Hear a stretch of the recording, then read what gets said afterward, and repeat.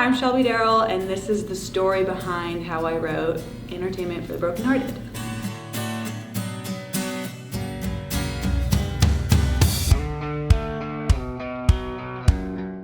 So I grew up in Napa Valley, California, and which is a pretty, I've learned since moving, I guess rare childhood to have. I don't really know anybody else from there. But I had two brothers. We grew up on a vineyard. My dad is, it's weird. It's like it's California and you wouldn't expect it to be country, you know, farming land, all that kind of stuff. But I mean, it is. We just grow grapes. And my dad's from Idaho, and he kind of grew up in that kind of rancher lifestyle. So we just always had country music playing, and my dad in the band, and going to the town fair. I'm from like my Calistoga, which is my hometown, is tiny, and you knew everybody at every event. They closed down the streets to do like tractor parades. Very small, and I love that I'm from there, and I love that moving from there to a big city is like everybody just always wants to know what you're doing and thinks it's the coolest thing in the entire world that you left that town. Like, that's the small town vibe that I come from.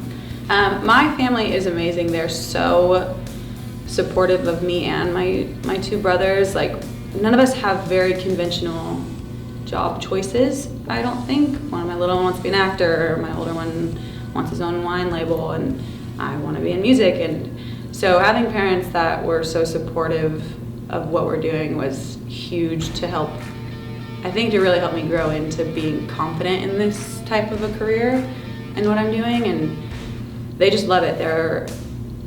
They want to be at every show. They want to know every day what I've done, what I've written about, who I talk to. Like, I'm very grateful to have such a support system. I kind of have always been singing and writing and being involved in music, mostly because my dad, when I was growing up, was in a band.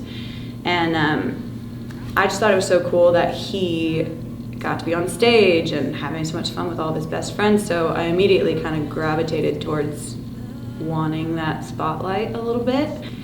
And so growing up, I was like always asking him if I could play with his band or sing with them or just like stand on stage, honestly. And he was like, nope, not until you can figure out how to pick out harmonies, and then I will let you come on stage and you can sing with us. So I worked really hard on trying to do that, and I finally got it, and he let me sing with him, and that pretty much sold it for me. I was like, yeah, that's what I want to do for the rest of my life. So yeah, in Napa Valley, it's like pretty much everyone works at a winery, and my whole family did and does, and I gave that a whirl, and I cleaned some glasses, poured some wine, and then I realized I didn't like it very much. And so I honestly had to audition for one of the owners of a winery, who's a good friend of our family's, just to see if I could like play music in the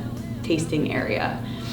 And I got the gig, and then from there I just got to play to a bunch of drunk people and realized I loved it, and now I want to do it as a career.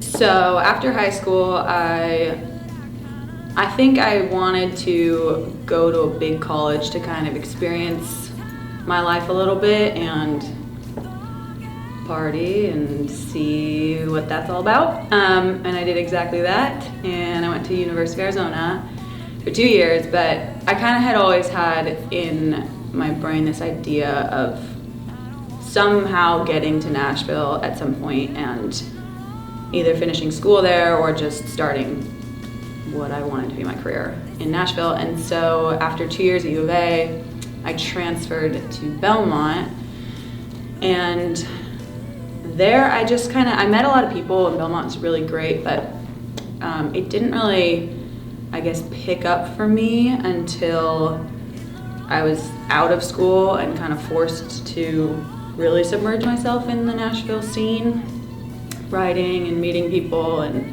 networking.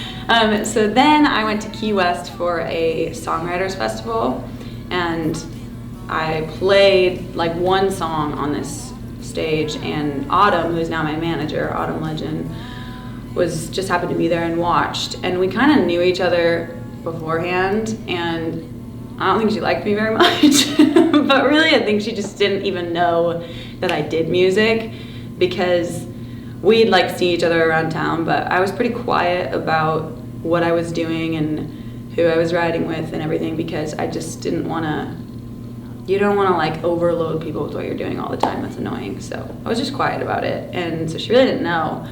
And then saw me play that song. We came back to Nashville, and she was basically like, I think we should work together. And I was like, yes, please. So after I met Autumn, she was working with a company called Good Company Entertainment, which is a management company. And we worked together for maybe a year, and then she brought me alone, and then she brought me into Good Company. And I kind of met the team there. And then we just kind of organically started working together, and that team is Keith Gale, John Andolina, and then one of the partners is Jake Owen. And having an artist like him at his level be kind of a part of my journey, and like speaking into certain decisions I make and song choices, and like we've written together, has been pretty big for, I think, my growth as an artist and my confidence, because he's given me a lot of just advice about how to carry myself while trying to launch my first project, and I guess just me as an artist. So I'm lucky to have a team like I do.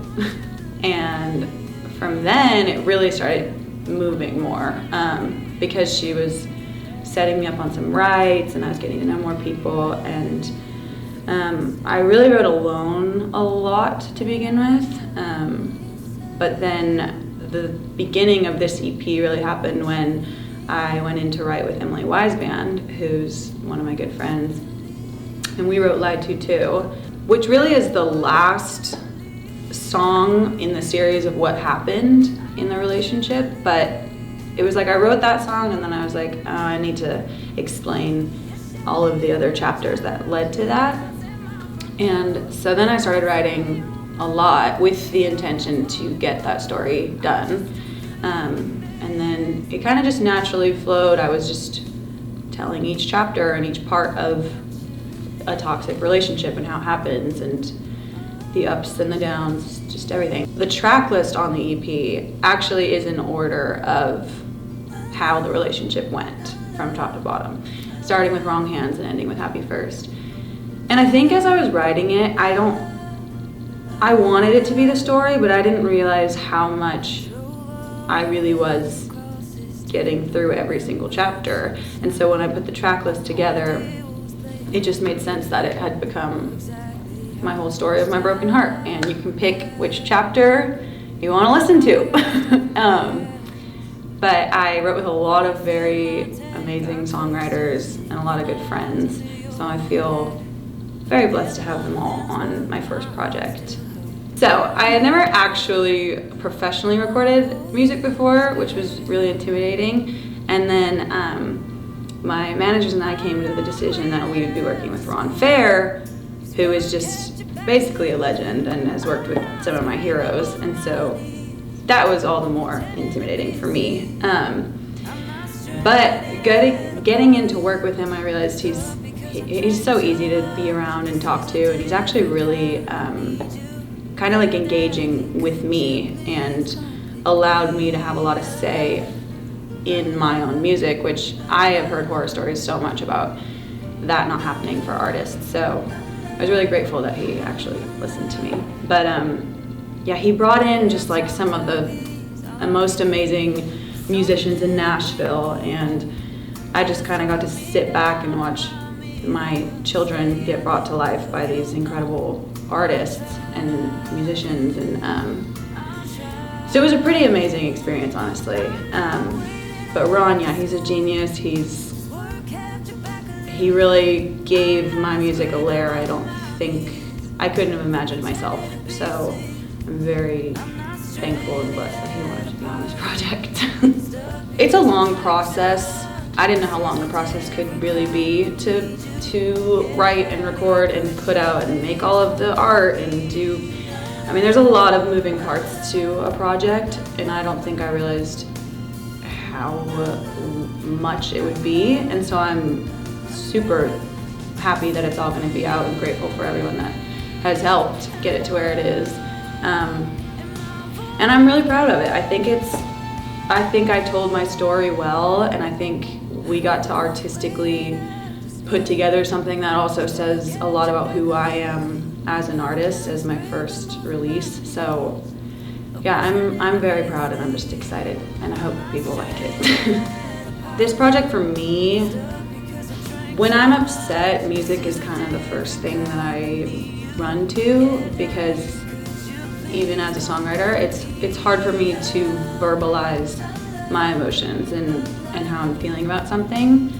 So thank God I have an outlet of writing and music, but I think there's a lot of people that don't have that. So I hope that it's a place where people can come and feel like they can relate to something I've said, or some part of my story feels like something that they've gone through, and maybe it helps. And the other thing that I really wanted to get across with this project is I think that people, when you're going through a tough relationship, guilt is such a big factor always. And you're like, I don't want to wish anything bad on this person.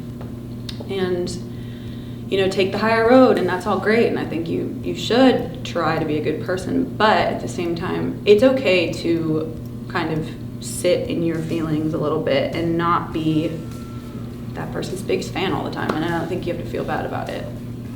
And I think that's really said in Happy First, because it's a song about wanting the best for somebody, but being like, I wish it wasn't at my expense, kind of. And I think that's fine.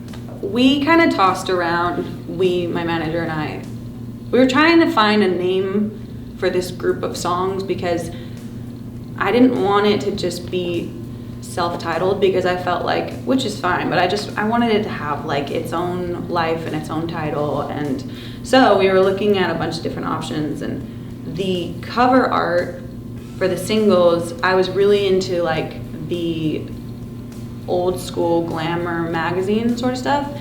I just think they were really timeless and pretty, and so that was where the covers came from. And then as we were doing it, it was kind of like I was obsessed with this magazine style and older magazines and headlines, and like People Magazine always had like, oh, Brad and Jen broke up, it's such a huge deal, and I loved all that. And so we came across some old Playboy shots, and it said Entertainment for Men on it, and I loved it. And then I realized my project is Entertainment for the Brokenhearted, and that's its title, and I think it's exactly what it is. And so I hope all you little brokenhearted people come a-running.